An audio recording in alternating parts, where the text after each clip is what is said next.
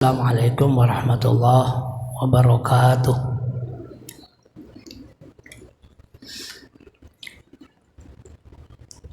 Innal hamdalillah nahmaduhu wa nasta'inuhu wa nastaghfiruh wa na'udzu billahi min shururi anfusina wa sayyiati a'malina may yahdihillahu fala mudilla lahu wa may yudlilhu fala hadiya lahu.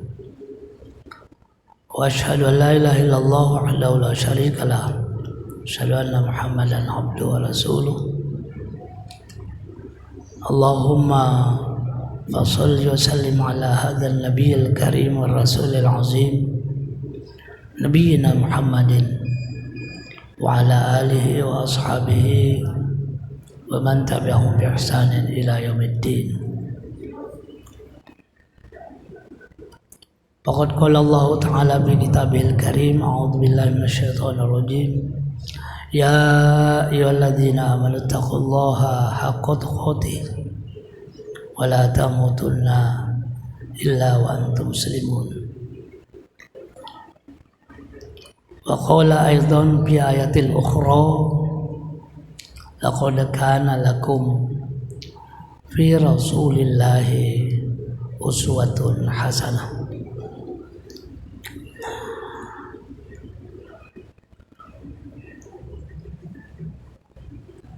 Jamaah Masjid Syuhada rahimani wa rahimakumullah. Kembali pada kesempatan dan di tempat yang mulia ini, kita memanjatkan puji dan rasa syukur kehadirat Allah Subhanahu wa taala. Kita memuji Allah karena Allah berhak dan wajib untuk kita puji. Alhamdulillahirabbil alamin. Segala puji bagi Allah, Tuhan semesta alam. Kita bersyukur kehadirat Allah Subhanahu wa taala karena Allah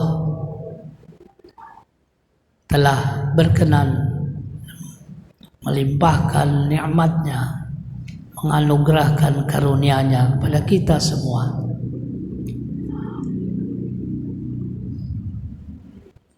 Dan anugerah serta nikmat terbesar dalam hidup kita ini adalah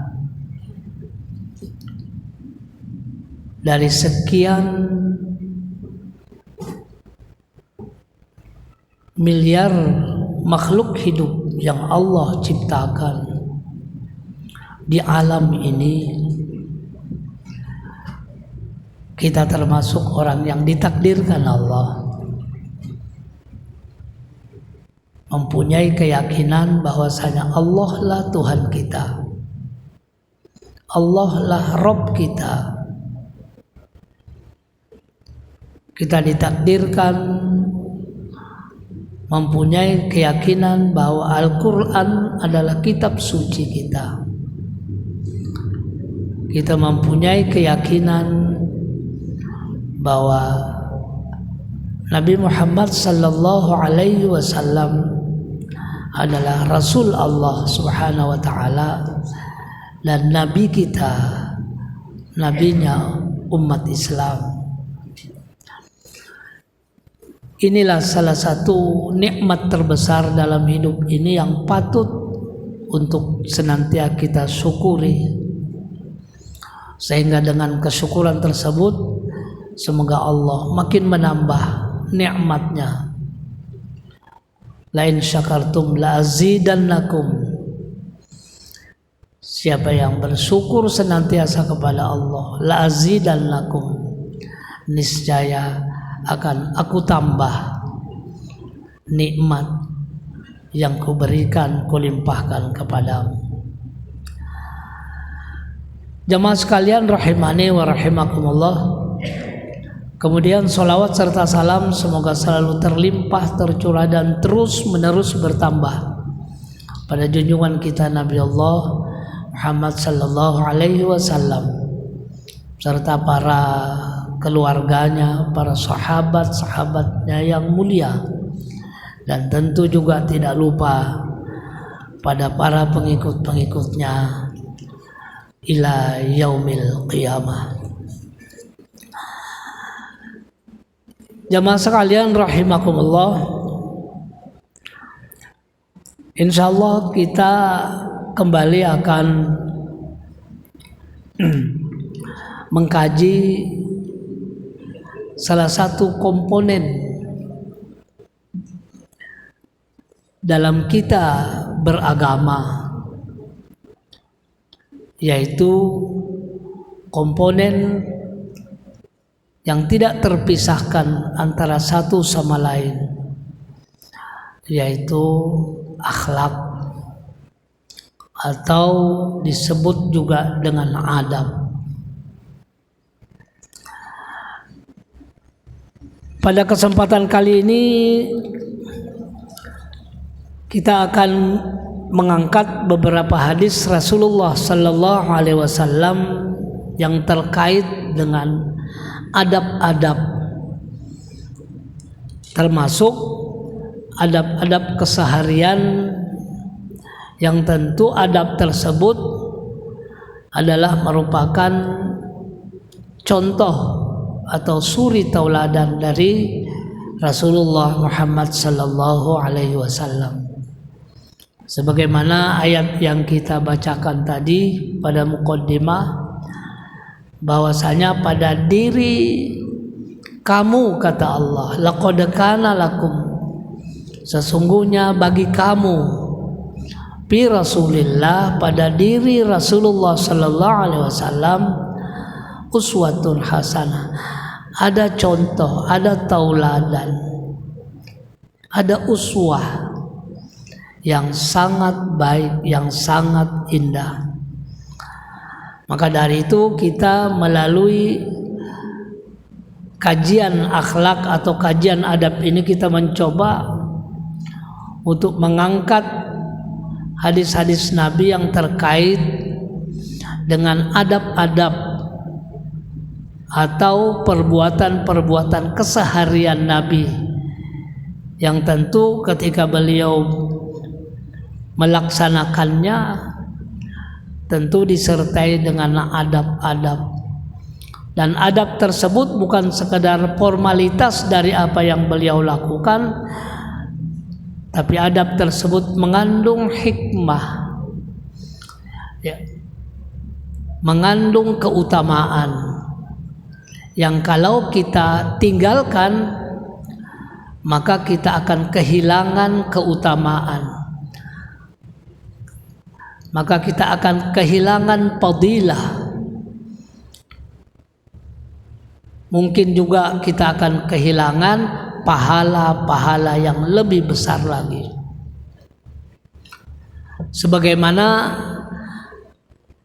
salah satu adab yang dikatakan oleh Rasulullah SAW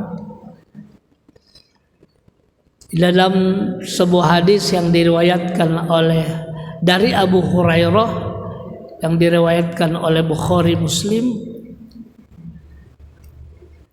bahwasanya ketika kamu sholat dalam keadaan bermakmum, artinya kita sholat berjamaah yang dipimpin oleh imam,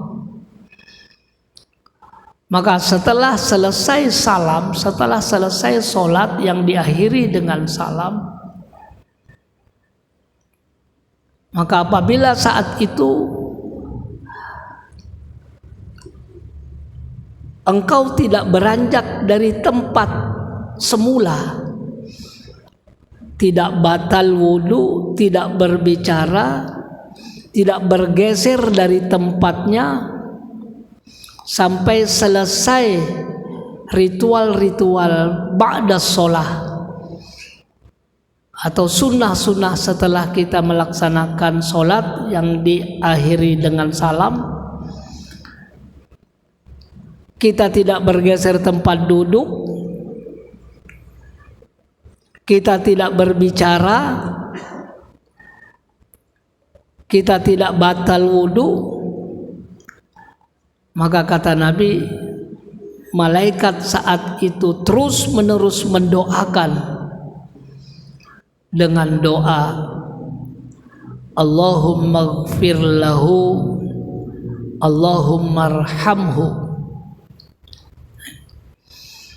Jadi salah satu adab yang disunnahkan oleh Rasulullah SAW adalah kita tidak beranjak dari tempat duduk kita semula sesudah salam sampai selesai kita melaksanakan zikir-zikir atau wirid-wirid sesudah sholat. Maka di situ ada keutamaan, di situ ada fadilah. Salah satu fadilahnya adalah malaikat terus menerus mendoakan. Kalau sudah malaikat mendoakan, Nabi mengaminkan, bagaimana mungkin Allah Subhanahu wa taala akan menolak doa tersebut? Inilah salah satu contoh sederhana tentang betapa pentingnya adab. Ya. Walaupun kalau kita tidak lakukan, misalnya setelah kita salam, ya, imam masih belum bergerak, imam masih menghadap kiblat. Setelah kita juga salam, lantas kita bergerak, berpindah tempat, mungkin ke pojok, mungkin mencari sandaran karena memang mungkin sudah agak uzur, pinggang sakit. Tentu tidak masalah, tidak mengurangi nilai pahala sholat kita berjamaah. Tapi ketika kita tidak melaksanakan apa yang disabdakan oleh Nabi, apa yang dianjurkan oleh Nabi, sholat kita tetap sempurna, tapi ada nilai-nilai keutamaan yang kita tinggalkan atau yang kita tidak peroleh. Maka pentinglah kita di dalam kita beribadah, di samping pahala sebagai modal dasar kita mendapatkan kebajikan dari Allah, tapi juga ada nilai-nilai tambah.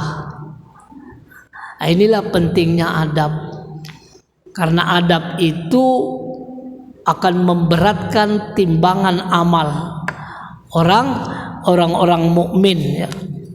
Ma min syai'in, kata Nabi, asqalu fi mizanil abdil mu'min yaumal qiyamah min husnil khuluq.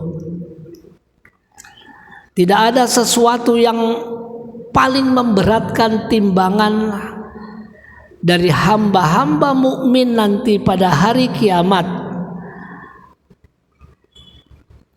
lebih dari min husnil khuluq, lebih daripada akhlak yang baik.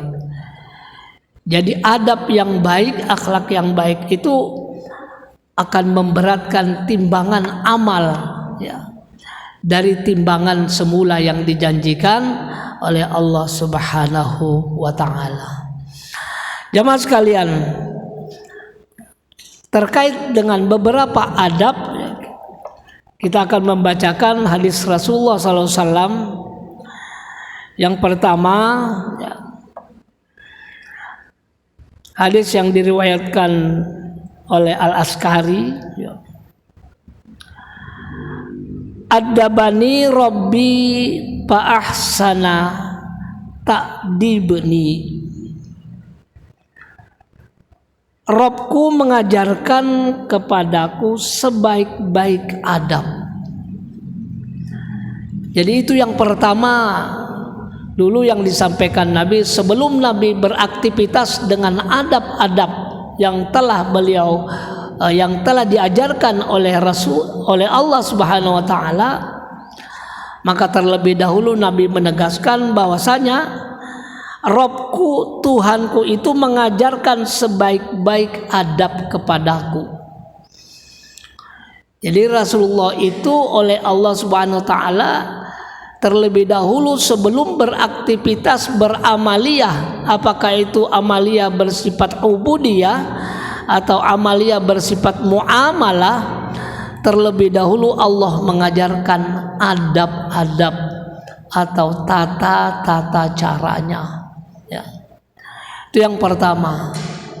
Sehingga dikatakan oleh Siti Aisyah ketika ditanya bagaimana akhlaknya Rasulullah sallallahu alaihi wasallam, maka dijawab oleh Aisyah, akhlaknya Nabi adalah Al-Qur'anul Karim. Sehingga Allah berfirman, wa innaka la'ala khuluqin azim. Sesungguhnya engkau Muhammad mempunyai akhlak yang sangat agung. Itu yang pertama. Jadi akhlak ini merupakan sesuatu yang fondamen, yang mendasar sekali, ya, di dalam kita beragama. Sehingga 3 dasar, 3 fondamen dalam beragama itu yang tidak terpisahkan. Pertama itu tauhid, yang kedua ya konsekuensi dari ketauhidan kita menjalankan perintah Allah yang tertuang di dalam syariat-syariat Allah, dan yang ketiga adalah dalam rangka menyempurnakan tauhid kita, menyempurnakan syariat yang kita kerjakan, itulah adab atau akhlak. Agar supaya sempurna ibadah solat kita, maka solatlah kita dengan beradab. Kita tidak masalah dari sisi tauhidnya, dari sisi syariatnya tidak masalah. Kita sholat pakai baju kaos kutang misalnya, kelihatan ketiak, tidak masalah. Karena apa? Karena kita laki-laki, salah satu syarat sahnya sholat menutup aurat. Apabila pusat sudah tertutup, lutut sudah tertutup, antara pusat dan lutut sudah tertutupi, berarti sudah memenuhi syarat menutup aurat. Kalau hanya sekadar kelihatan ketiak kita, ya, kelihatan misalnya punggung kita, nah itu tidak jadi masalah. Cuma itu tinjauan tauhidnya dan tinjauan syariatnya. Tapi kalau kita berbicara adabnya, akhlaknya, maka kata Allah Subhanahu wa taala dalam surah Al-A'raf disebutkan, maka ketika kita masuk masjid, ya, khudzu zinatakum 'inda kulli masjid. Ambillah pakaian-pakaianmu yang indah, yang indah-indah, yang pantas, yang baik. Yang baik ini tidak identik dengan mahal, dengan baru. Artinya yang terbaik dari apa yang kita miliki. Atau katakanlah ada pakaian khusus seperti kita juga, misalnya yang teman-teman yang pegawai negeri ada pakaian khusus. Hari Senin ini pakaiannya, hari Kamis ini, hari Kamis batik, tanggal 17 batik korpri. Nah, itu khusus namanya. Nah, kalau kita tanggal 17 tidak batik korpri, insya Allah tidak akan menyebabkan kita dipecat dari PNS. Tapi di situ ada yang kurang, bahwa kita kurang mentaati aturan.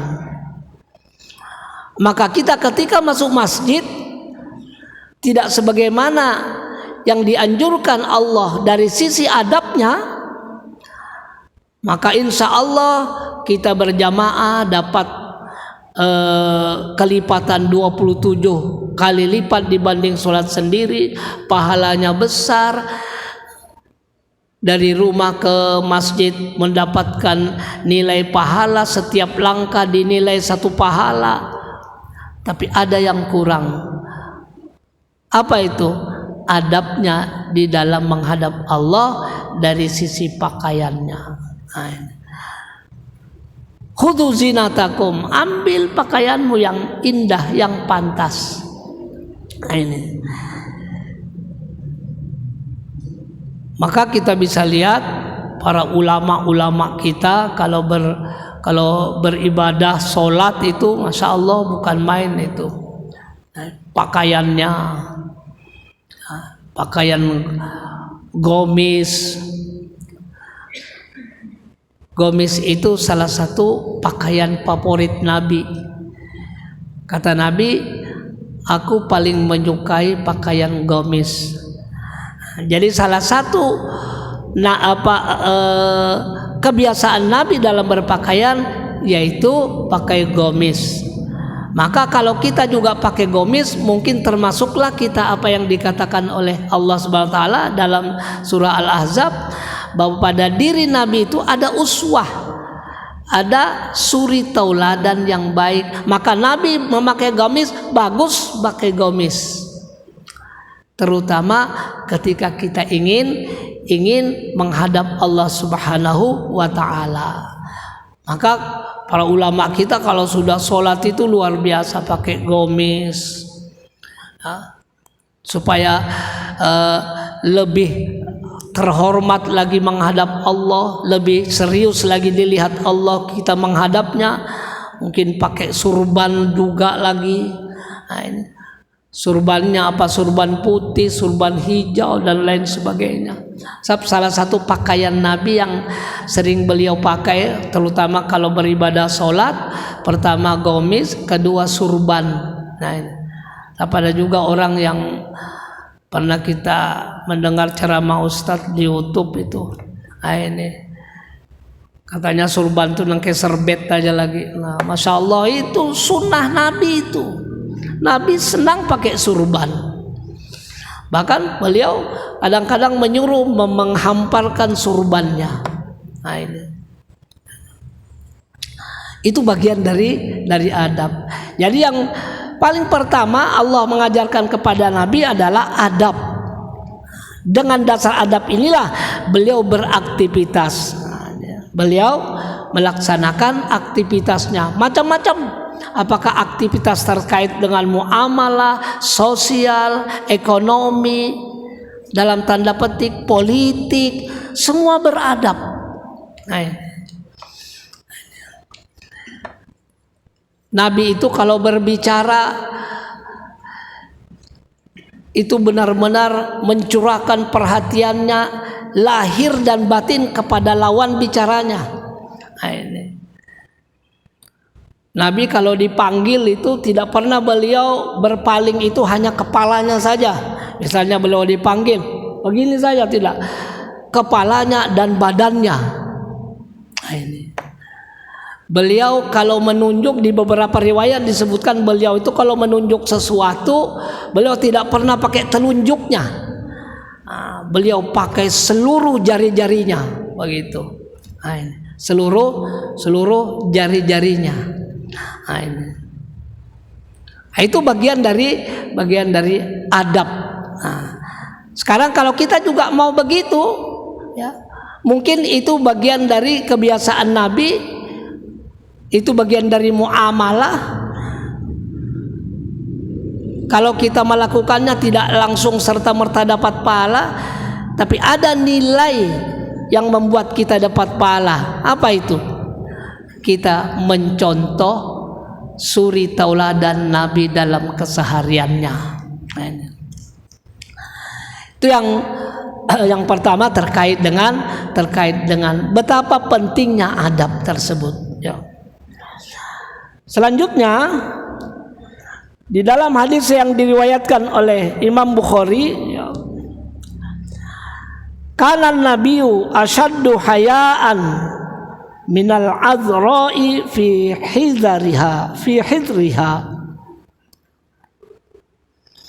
Nabi sallallahu alaihi wasallam lebih malu daripada gadis dalam pingitan.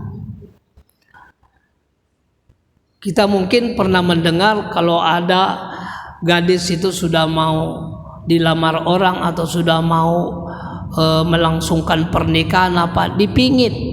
Nah, tidak boleh ada yang ketemu apa, atau mungkin karena malu apa, karena malunya maka dia bersembunyi dipingit. Nah, malunya seorang perempuan yang disebut dengan gadis pingitan itu jauh lebih malu lagi Nabi. Nah, itulah salah satu adab Nabi ya. Malunya itu sangat besar. Dalam riwayat diceritakan suatu ketika beliau diajak oleh paman beliau Abu Thalib ya, berjalan menuju Ka'bah. Jadi beliau diajak oleh paman beliau ke Ka'bah begitu. Ka'bah dulu dengan Ka'bah sekarang itu jauh berbeda. Maksudnya jauh berbeda itu yang mengelilingi Ka'bah dulu dengan Ka'bah sekarang itu kan lain. Kalau dulu itu tidak ada yang mengelilingi, tidak ada yang mendindingi, sehingga kalau ada angin bertiup itu los. Kalau sekarang kan didindingi oleh gedung-gedung, terus didindingi dikelilingi oleh dinding-dinding masjid dan lain sebagainya, sehingga kalau angin bertiup itu tidak langsung tertiup jubah kita, tidak langsung tertiup kain ihram kita kalau kebetulan berihram.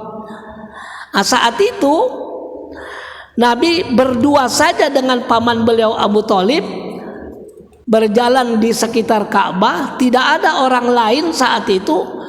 Tiba-tiba angin bertiup, jubah beliau, gamis beliau itu tersingkap. Pada saat tersingkap kelihatan lutut beliau. Nah, ini lintuhutnya terbuka begitu. Jadi terlihat lutut beliau. Pada saat terlihat itu karena angin bertiup kencang sehingga tersingkap gamis beliau terbuka, terlihat lututnya. Maka saat itu spontan beliau langsung tutup cepat-cepat. Nah, beliau saat itu gemetar dan berkeringat. Sehingga diperhatikan oleh paman beliau Abu Thalib, dan Abu Thalib bertanya, "Kenapa engkau Muhammad kelihatan gemetar dan engkau berkeringat?" Maka dijawab oleh Nabi, "Ya paman, saya gemetar dan berkeringat karena saya malu betul." Malu kenapa? Lutut saya terlihat. Gamis saya tersingkap dan kelihatan lutut saya. Kata Abu Thalib, "Siapa yang melihat? Kan tidak ada orang." Nah, ini tidak ada orang yang melihat, lutut kelihatan, malunya Nabi. Nah, ini kira-kira dapat kita bayangkan enggak kira-kira bagaimana kita kelihatan lutut? Tuh. Banyak orang lagi. Jangankan lutut, naik sedikit paha. Kalau laki-laki mendingan, ini perempuan. Nah, ini begitu adab Nabi terkait dengan memelihara al-haya, rasa malu. Nah, ini. Jadi bagi kita yang sudah memahami, terutama yang sudah mukallaf, terutama yang sudah balik, maka ini harus menjadi bagian dari aktivitas kita, menjadi bagian dari hukum yang harus kita jalankan, dan harus kita tanamkan nilai malu kalau kelihatan. Nah, ini malu kalau kelihatan aurat. Nah, ini. Itu salah satu hadis yang terkait dengan adab Nabi. Ya. Selanjutnya disebutkan juga di sini hadis diriwayatkan oleh Tirmizi, kami bacakan artinya saja ya. Berhati-hatilah dengan telanjang karena ada makhluk yang selalu menyertai kamu, yaitu malaikat yang tidak meninggalkan kamu kecuali kalau kamu berbuang hajat dan berhubungan dengan istri. Malulah terhadap mereka dan hormati mereka. Jadi kata Nabi, berhati-hati kalau, mohon maaf, kalau bertelanjang. Karena apa? Karena ada selalu makhluk yang melihat, yang mengiringi. Siapa itu? Malaikat. Nah ini. Dari sisi hukumnya mubah. Artinya mubah ini tidak dikerjakan, tidak berdosa, tidak dikerjakan juga, ya tidak berpahala. Jadi tidak ada dosa, tidak ada pahala, kan mubah. Jadi mohon maaf, kalau mandi telanjang bulat itu mubah, tidak apa-apa. Tapi di sini ada adab. Kata Nabi, berhati-hatilah, malulah kamu dengan malaikat. Nah, karena malaikat itu tidak pernah pisah kecuali apa? Kecuali buang hajat. Nah, kalau ketika buang hajat itu malaikat tidak mengiringi. Yang mengiringi itu siapa? Syaitan. Makanya ketika kita buang hajat, kita masuk kaki kiri dengan membaca Allahumma inni a'udzubika minal khubuthi wal khaba'is. Aku berlindung kepada Engkau ya Allah daripada jin laki-laki dan jin bebinian. Nah itu. Jadi di dalam WC itu ada jin lelakian dan jin perempuan. Nah, jadi kalau dalam WC itu tidak ada malaikat mengiringi, yang mengiringi itu jin. Makanya ketika kita masuk, kaki kiri baca doa. Dan ketika kita keluar, kaki kanan dan berdoa, gufronak, ampuni dosaku ya Allah. Kenapa kita keluar dengan mengucapkan ampuni dosaku ya Allah? Karena apa? Karena sesaat sebelumnya kita tidak mengucapkan zikir kepada Allah. Makanya kita pas keluar, ampuni aku ya Allah karena aku waktu dalam WC, sederhananya begitu ya. Ampuni dosaku ya Allah karena waktu dalam WC aku tidak berzikir, maka ampuni aku. Maka ketika keluar, gufronak, itu salah satu maknanya kenapa kita gufronak. Nah ini. Jadi kita sudah mengarah kira-kira ke situ. Jadi bukan sekedar keluar WC ini doanya, masuk WC ini doanya, tapi lebih jauh dari itu. Kenapa kita baca doa Allahumma inni a'udzubika minal khubusi wal khaba'is? Kenapa kita baca doa gufronak atau alhamdulillahilladzi adzabahannil adza wa afani? Kenapa kita baca itu? Nah, di situ ada hikmah yang terkandung di dalamnya, sehingga kalau kita memahami hikmahnya, memahami keutamaannya, maka kita tambah mendalami makna dari bacaan tersebut. Contoh lain ya, setelah kita salam, sudah pernah kita sampaikan dalam kajian ini. Setelah kita salam, assalamualaikum warahmatullahi wabarakatuh, assalamualaikum warahmatullahi wabarakatuh. Setelah itu kita istighfar salasa marrah, 3 kali. Astaghfirullah, astaghfirullah, atau mau disambung astaghfirullahalazim, astaghfirullahalazim alladzi la ilaha illa wal hayyul qayyum wa atubu ilaih. Ampuni dosaku ya Allah. Kenapa kita minta ampun setelah salam? Padahal kita tidak berbuat apa-apa. Kita yakin tidak berbuat salah apa-apa, tidak melaksanakan maksiat dosa apa-apa, tapi kenapa kita mengucapkan istighfar? Maka ulama mengatakan salah satu maknanya kita istighfar adalah kita minta ampun dari segala kesalahan waktu sholat. Karena waktu sholat itu ulama mengatakan bisa dipastikan pasti banyak salahnya sembahyang kita. Nah ini pasti banyak salahnya. Apa aja salahnya itu? Mulai takbir, Allahu Akbar. Kadang-kadang mulai takbir sudah berbuat salah Salahnya itu bukan salah lahir, tapi salah batin. Allahu Akbar. Mohon maaf ini ya. Misalnya kita jadi imam atau jadi makmum. Allah, mantap benar sudah ini. Allahnya mantap, barnya mantap, angkat tangannya sesuai dengan sunnah, sejajar dengan bahu atau daun telinga. Allahu Akbar. Terlihat di samping kita takbirnya seperti orang yang kusala, malas. Allahu Akbar. Pada saat kita takbir timbul dalam hati, wah, kira-kira paling sunnah takbir saya ini. Wah, itu kesalahan besar. Makanya waktu kita salam, setelah salam istighfar. Sebab kita salah sudah, hati kita sudah berdosa, menganggap hebat sudah takbir kita. Ini menganggap bahwa sunnah sudah kita ini. Allahu Akbar kan gitu.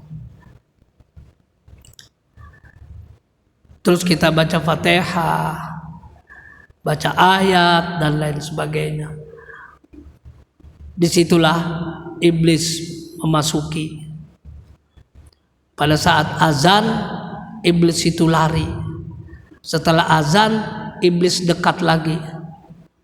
Pas qomat, iblis lari lagi. Setelah selesai qomat, mau takbir, iblis masuk lagi. Bahkan dia masuk di sekitar kita sholat. Disitulah dia menggoda batin kita. Maka dari itu setelah kita salam, waktu kita mengucapkan istighfar, ampuni dosaku ya Allah dari segala kesalahan saya waktu sholat. Mungkin saya ria, mungkin saya sum'ah, mungkin saya ujub, mungkin saya ria, ingin minta dilihat, takbirnya mantap, rukunya mantap, sujudnya mantap, duduk iftirasnya mantap. Itu namanya, kalau ada dalam hati, namanya ria, minta ampun kita. Atau sum'ah minta didengar. Artinya, wah ini mantap bacaan saya ini. Nah ini, mantap bacaan saya ini. Mun bacaan syi'an itu Masya Allah. Nah ini perlu juga kita kita di Muhammadiyah ini ada pelatihan imam bacaan imam yang masih semi profesional. Kalau yang sudah profesional tidak perlu lagi pelatihan. Sebab kita hampir setiap saat itu mampir di masjid kalau melakukan satu safar gitu ya. Masjidnya megah di pinggir jalan, masjidnya di situ banyak orang mampir. Sekalinya imamnya pian Masya Allah, mulai takbir sampai salam pusing kepala mendengar. Nah ini, maka dinyaringinya pulang bacaan. Coba tahu sudah kada kekeruan bacaan, matnya yang pendek dipanjangi, yang panjang dipendeki, makharijul hurufnya Masya Allah, geleng-geleng kepala, mau mufarokah kita rasa kada nyaman. Boleh kita, kalau ada orang imam baca Fatihahnya ndak karu-karuan, boleh kita keluar dari jamaah, membentuk jamaah sendiri. Atau misalnya ndak ada yang lain, kita sendiri keluar boleh. Karena apa? Karena Fatihahnya ndak karu-karuan. Sebab Fatihah itu wajib. Salah baca Fatihah bisa kada sah. Lebih baik sembahyang sendiri. Tapi kita hendak mau parokah, rasa kada nyaman, dianggap orang apa pulang kena, ya sudahlah, apa boleh buat, bepusut dada. Makanya penting itu di pinggir jalan, mohon maaf, itu mulai daripada kilo 7 sampai Kuaro, kalau kita mampir itu di masjid-masjid itu pinggir jalan itu hampir rata-rata mungkin hanya tamat Iqra 6 kira-kira itu. Nah, ini Masya Allah, benar-benar ini. Malam kemarin kami bermaghrib, kada usah kita sambat kilometernya dan masjidnya jadi gibah pulang, hanya tanda tanya aja. Masya Allah, nah, ini megah masjidnya, tapi imamnya dalam hati di mana kepala desanya ini, kada diaturnya imamnya. Mestinya kayak kita di Suhada ini, Syuhada ini kan sudah wajib dan ini sudah kita lakukan. Imamnya harus ada yang tetap harus BSK. Kalau sudah ada imamnya BSK, itu tidak ada lagi yang boleh jadi imam kecuali mendapatkan izin dari yang BSK tadi. Nah itu, biar Habib datang manakah? Datang Hadramaut kah Habibnya? Datang Yaman kah? Dia sholat di Syuhada tidak boleh jadi imam kalau tidak izin dari Ustadz Yasir dan Ustadz Najamuddin. Harus, karena beliau tuan rumah, beliau di SK-kan. Itu ngarannya adab. Jangan mentang-mentang jubah, mentang-mentang ulama besar, mentang-mentang bolangnya kayak tampi langsung maju, padahal ada aja imamnya. Nah itulah bagian dari adab, dan ini penting bagi kita. Kalau kayak Syuhada kita ini kan ada 3 masjid yang kada kau sembarangan lagi imamnya harus BSK apa. Masjid Agung, Nurul Pala, Masjid Syuhada, Masjid Baitul Rahim, kada kau sembarangan imamnya itu. Harus itu. Salah sedikit aja kuya orang. Nah, ini. Jadi penting ya. Jadi sekali lagi bahwasanya berhati-hatilah kata Nabi ya. Berhati-hatilah kata Nabi ya terhadap sesuatu yang bisa membuat adab kita itu berkurang dalam melaksanakan ibadah. Itulah beberapa hadis Nabi Muhammad SAW ya terkait dengan adab ya.